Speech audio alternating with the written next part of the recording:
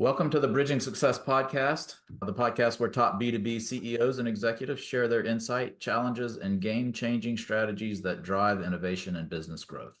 I'm your host, Bo Jakins, founder and CEO of BridgeNet Technology Consultants. Each episode, we spotlight visionary leaders shaping the future, diving into critical decisions, leadership philosophies, and breakthrough moments that have propelled them to success. Today, we're joined by Paige Arnof-Fenn, founder of Mavens and Moguls, to discuss her journey in bringing world-class marketing talent and expertise to change-making organizations throughout the world. Paige, thank you for joining the show. Bo, thank you for having me. I am so excited to talk to you today. Yeah, fun learning that we both call New Orleans home at one point, but can you start off by just sharing your journey that led you to start Mavens and Moguls and what you're most proud of achieving with your company so far? Absolutely. So I had a circuitous path, like I'm sure most people that you talk to. You think it's going to be a straight path in your life and your career, and it never is. So when I graduated from college in the 80s, my first job was on Wall Street. I was a financial analyst. I had been an economics major in college, and I thought I wanted a career in finance, but I realized pretty quickly that was not going to be my career. But I had made a 2-year commitment to a investment bank in New York City. So I did my 2 years of duty, and then I went back and got an MBA, and I kind of rebranded myself from a finance person to a marketing person. I'd never taken marketing before. I loved my marketing class. I got a summer internship in marketing at Procter and Gamble, which is the mecca of marketing. They invented the concept of brand management. A lot of the items that you have in your house are P&G brands like Crest toothpaste and Bounty paper towels, Pantene, Oil of Olay. Like they have a lot of I think they're the top one and two in pretty much every category they compete in. So my marketing career has 3 chapters. I started out doing big corporate consumer products marketing at Procter and Gamble and Coca-Cola. Coke's probably the most recognized brand in the world. And then my second chapter of my marketing career was heading up marketing at 3 successful startups in the kind of 90s when the internet 1.0 boom took off. And then after 9/11, I hung out a shingle and I started my own marketing firm. And I've been doing that for the last 23 years. So I went from big brand marketing to startup marketing to running a marketing company that I started myself. I saw those timestamps on the startups, the late 90s and early 2000s, and thought about what that was like during the boom and the bust period of the Internet 1.0. Like you said, maybe we can circle back to that if we have time. But Absolutely. Yeah, that was a roller coaster. I had a front row seat to the whole thing. my life was the same way, traveling all over the world, trying to chase the dot-com fortunes that were out there, and ended up back here at home. I love what you said in your guest form for the podcast about the killer app of 2025 being AI, but it's a different form of AI. And I loved your twist on it, and that it was authentic interactions and not artificial intelligence. Tell me more about authentic interactions and how that gets you excited and what you mean by that. So I think today in your platform is all about technology and how technology is integral to all of our lives, which is absolutely true. I think without our phones and Zoom and all the tools and technologies and social media platforms, I think it just runs our lives today. But I think with the latest wave of AI, which seems to have just taken over the world, especially in the last year, I talk to my clients about this all the time. AI's got a lot of strengths. There are a lot of great things it can help you do, but you can't rely on it 100% as a crutch because I think one of the downsides of AI is it's the lowest common denominator and it can be very generic and robotic. And I think when people overly rely on it, when they use it too much, you just sound like everybody else. And there's nothing unique, special, or different if you're having it write your newsletters or do the copy on your websites or send your emails. It turns into a sea of sameness. And so the way to stand out today and be unique is to create a brand and create an emotional connection with your audience. And that's a brand is what helps you stand out in a world that's becoming very invisible. So the AI that I really work with my clients on, as you said, is the authentic interactions, finding out what you can do and say that only you own that space. What's your origin story? What are those war stories in the trenches, the good, the bad, the ugly? Where did you really screw up and what did you learn from that? What were those lessons? And I think that's what people remember. They want to hear your stories. The facts and figures and data just kind of, again, it's overwhelming and people don't remember that. They don't connect to that on an emotional level. What they connect to is what happened? What was the setback? Where did that resilience come from? How did you get back on your feet and turn it around? And tell me all about that because that's what people remember. That's how they connect to you. And that's really where you build those trusted relationships over time. I am not a Luddite. I love technology, but there's a time and a place for it, but you cannot forget kind of all those stories that got you to where you are today that only you can tell, because that's really how you build your brand. And ultimately, you want to own real estate in your customer or client's brain so that every time they have a problem that your product or service can help them solve, that they think of you first. And it's not going to be because of some data or generic thing that's going to make you pop and break through the clutter in that sea of sameness. It's going to be, oh my God, who is that guy that told me that crazy story and remembered how he lost everything and got back on his feet and what he tried and what worked and what didn't work. That's what's going to connect with them. Yeah. So jumping around a little bit on me because I had a question for you about your belief that everyone is their own brand and it's not just up to the stars and the Hollywood elites. What happens when leaders aren't focused in on building their own individual brand? So again, I think a lot of people, when they come to me, they say, oh, I'm not famous. I'm not LeBron James or Beyonce or Taylor Swift. I'm not really a famous person. I don't think of myself as a brand. But the thing is today, I really do believe everybody's a brand, whether you're the owner of a company or a senior person in an organization. You really do need to consider yourself a brand just to, again, have that stake in the ground as the leader of a company. Whether your name's on the door or not, you are very highly associated with your business. My company's name is not my personal name, but when people think about my company, they go to my website, my DNA is in everything there. So, you know, it definitely matters today. Again, you're trying to stand out, to be remembered, to whether you're advocating for your team, trying to raise money, trying to justify your budget to senior management. Again, internal entrepreneurs, intrapreneurs, entrepreneurs, startup founders, B2B service firms, all those, the people at the helm, you are your brand. I had a professor in business school that used to say marketing is everything and everything is marketing. And I used to laugh when he said it, but now that I've been doing it for decades, I think he's right. I think he was really brilliant because if people don't remember you, if they don't know you, they're not going to remember you. They're not going to connect with you. They won't use your product or service when you could help solve their problems. So you've got to break through the clutter. You've got to figure out what's unique, special, and different. What are your strengths? Where do you stand out versus your competition?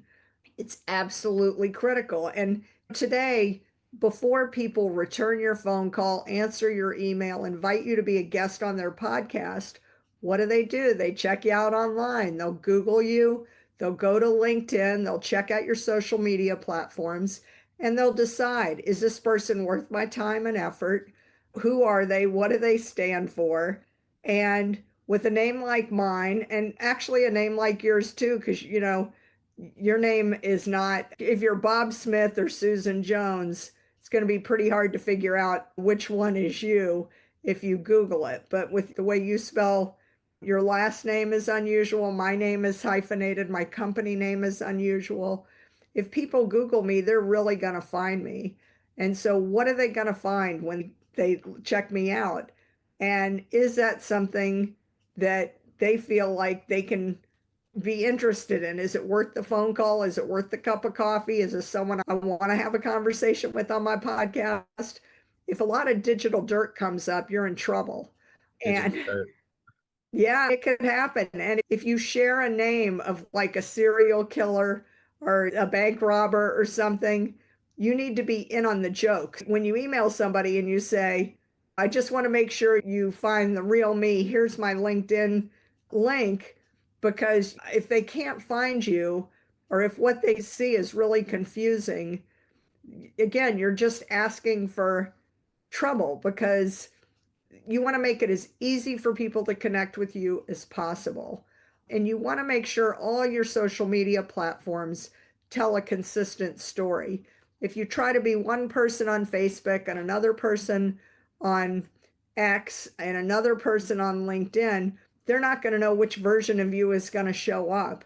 And again, that's just making it harder for them than it needs to be.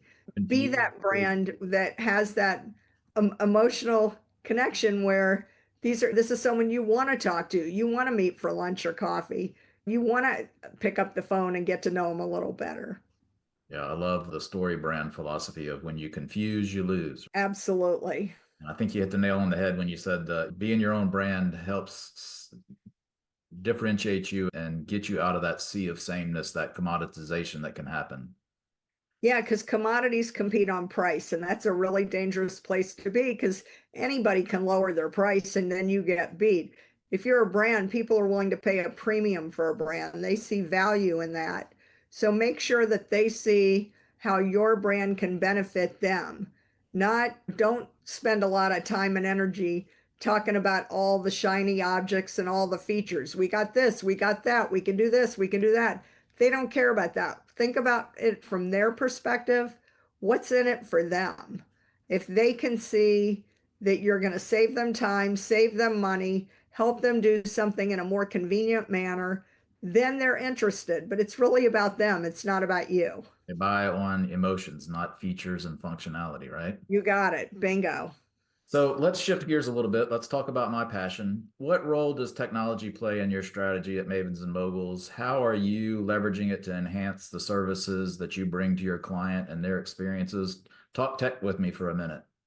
I'm happy to. When I started my company 23 years ago, technology was not anywhere close to where it is right now. There was no social media.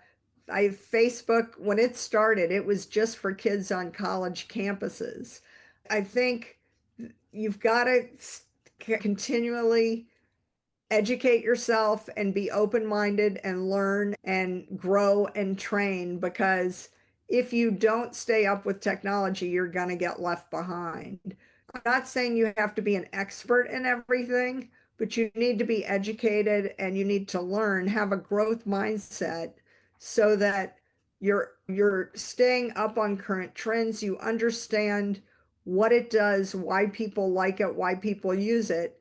I certainly get involved with social media strategy on all the different platforms for my clients. But for me personally, LinkedIn matters most. And I think for a lot of B2B service firms, B2B is a great platform for thought leadership. You can publish stuff on it.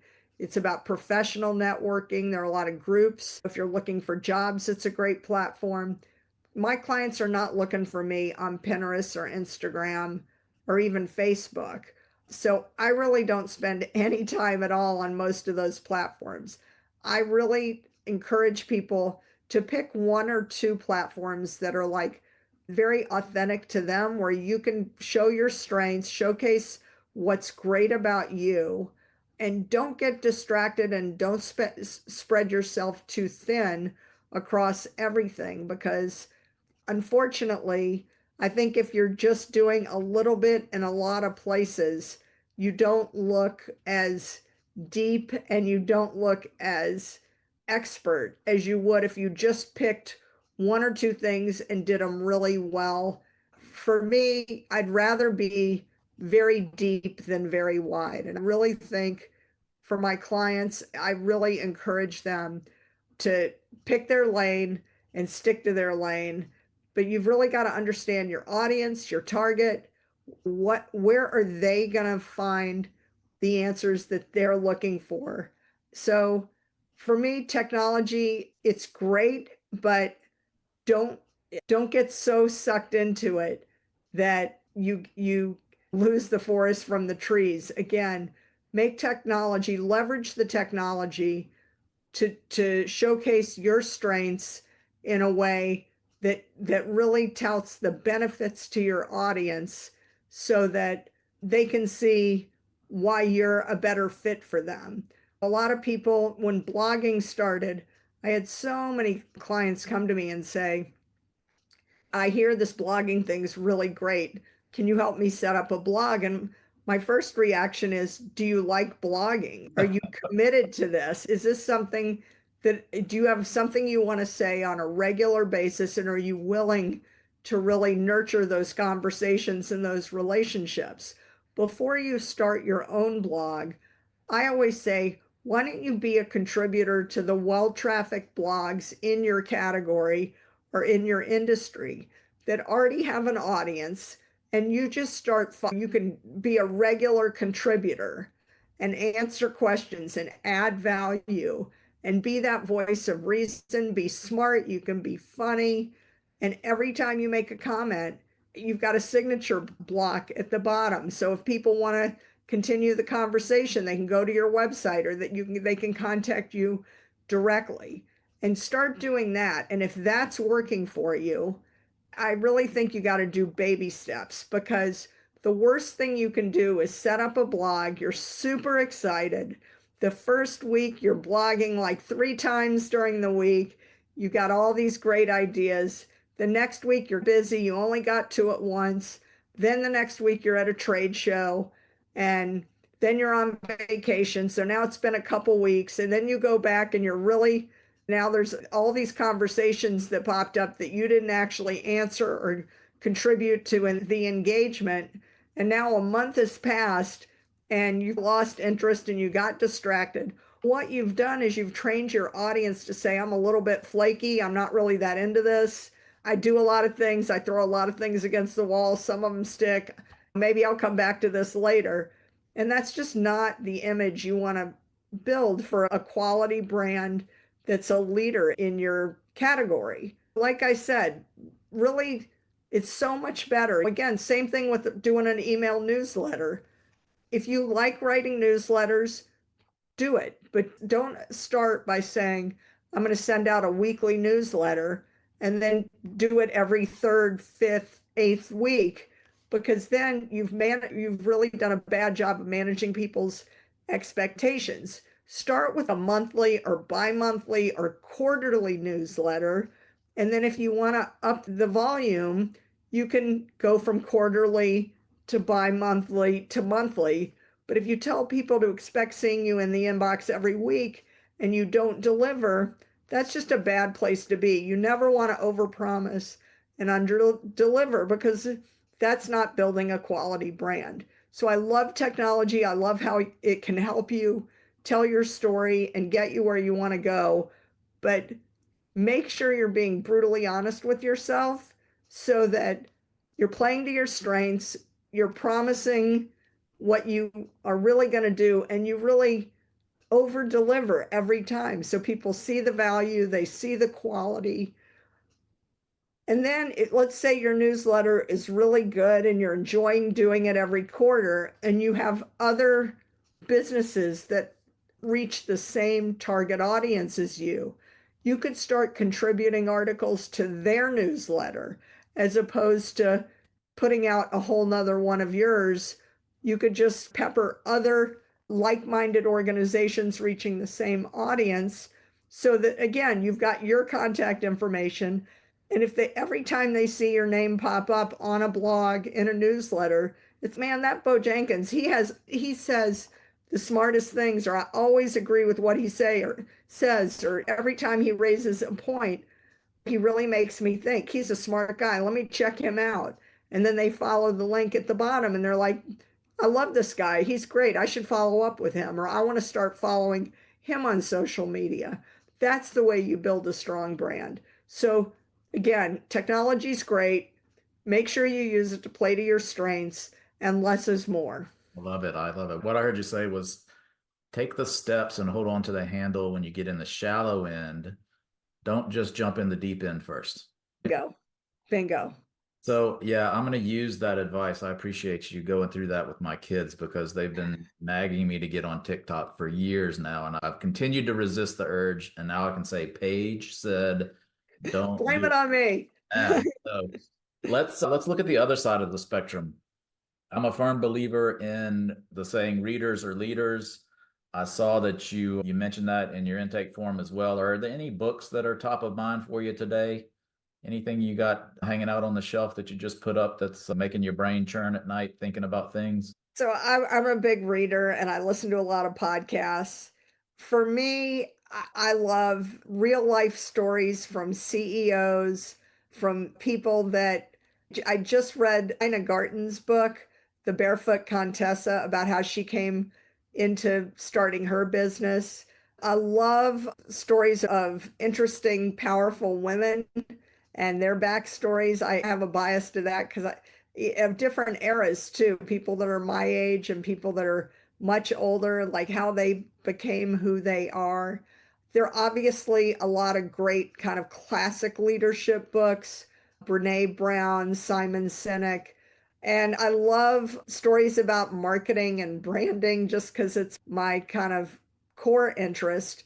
And there's so many great practitioners, the Seth Godins, the David Meerman Scotts, the Guy Kawasaki's, people who have run marketing organizations, led companies, and created these outstanding brands and how they got to where they got. And again, they're telling real stories, the good, the bad, and the ugly. Guy Kawasaki worked for Steve Jobs. He had a front row seat to the building of the Apple brand. That to me, being a great leader and working for a great leader and sharing those insights and stories, I eat it up. So again, I don't necessarily follow what's on the New York Times bestseller list or the ones that like everybody's talking about. What are the what are the businesses? Who are the people that either from a pop culture standpoint or just from a brands you know and love? Richard Branson's written a lot of great books. There are a lot of leaders that are willing to kind of let you peek behind the curtain and see how they got to be who they are today. And I'm always reading something just to learn from their stories, their mistakes, and just trying to fasten my seatbelt and enjoy the ride. I'm loving Dan Sullivan's stuff myself right now. I just finished 10X is easier than 2X. Yep, that's a good one Love for that sure. one. Who Not How, Gap versus the Gain. Yeah, great. You mentioned that you don't follow the New York Times bestsellers list. I don't even look at it. I get my best book recommendations from my peer groups in the industry and Yep, from other meetings that I'm in where like-minded people are sharing what they're reading. yep, I totally agree. Getting to the end here, just quickly peer into your crystal ball for me and tell me what kind of exciting developments or projects you're working on that you're particularly enthusiastic about. What trends or shifts do you see shaping the future of how you approach marketing and branding in the coming years and how you're using those to help your clients? In a way, I feel if you had asked me 23 years ago, would I still be doing this? Would have said absolutely not. All those 3 chapters of my early career, my longest job before starting my own company was 3.5 years. So the fact that I'm still running my own business and growing it is amazing to me. What will the future hold? Oh boy, I have no idea, but I'm pretty excited because I feel like we were on a pretty big growth trajectory when I first started. We quadrupled the first year, tripled the second year, doubled the third year. The base was getting bigger, every year, but things were really growing pretty quickly. Then we hit the kind of Great Recession, 2008, 9, 10, and everybody was saying flat is the new up. So things slowed down a little bit. Then things picked up again. COVID was a bit of a shock, but the truth is my business has been virtual from the beginning. So it wasn't that hard to pivot during COVID. I think it was harder for my clients than it was for us. I think now things definitely seem to have corrected, or this is the new normal post pandemic. The past year and this current year have been really great. Maybe not my all time best years, but quite strong. Things are definitely back. Budgets are bigger. I think people are much more used to the roller coaster of the stock market. When I started my company right after 9/11, the stock market had dropped 500 or 600 points and it just sent everyone into a tailspin. Now it drops 500 points almost every week, if not every few weeks, and people don't even blink anymore. So I think we've all gotten a lot more resilient. I think we're all more used to the kind of ups and downs and twists and turns of the economy. For my clients and me, I feel like people understand the value of good marketing, that they need to be out there. They need to find those right words and pictures to tell their story in a way that helps them break through the clutter and all the noise that's in the market. For me, the last year or two are some of the biggest projects we've ever worked on in the history of more than 2 decades. So we have several six-figure engagements again where people are looking more holistically at everything about their branding, their messaging, their positioning, their social media strategy, their PR. And so I think during the tougher periods of the Great Recession, the quiet quitting, all the kind of downturns, people limited their scope, limited their budget, and maybe focused on one part of the marketing mix. But the last few client and new client engagements, we have people that are looking at a more holistic view again, which I think is great because it takes a long time to get all the parts shaken up and kind of restarted and relaunched. And when you have more of a budget, more of a footprint, you've got more tools in the toolkit you can play with, you can get there faster. And so whether you're talking nonprofits or for profits, big companies or small companies, it's a very exciting time right now because I think people see they're starting to really internalize and value the power of great branding and marketing. They've seen what happens during COVID. If you didn't exist online, you didn't exist. And so people now see I've got to have a great online presence. Digital marketing is here to stay. I need to have a website. I need to make sure that my site is optimized for search, for images, for voice.